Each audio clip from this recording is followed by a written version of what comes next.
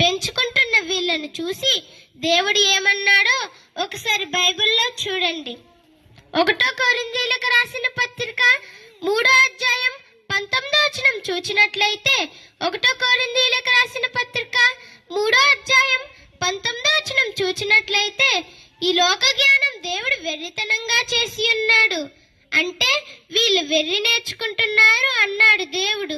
నీవు చదువుకుంటున్న బీటెక్ గాని, ఎంటెక్ గాని, పిహెచ్డీలు గాని, ఎంఏ, బిఏ, ఎంబీబీఎస్లు గాని, చివరికి కంప్యూటర్ కోర్సులు, ఇవన్నీ మీకు ఏం నేర్పిస్తున్నాయో తెలుసా? వెర్రితనం నేర్పిస్తున్నాయి. ఎలాగంటారా?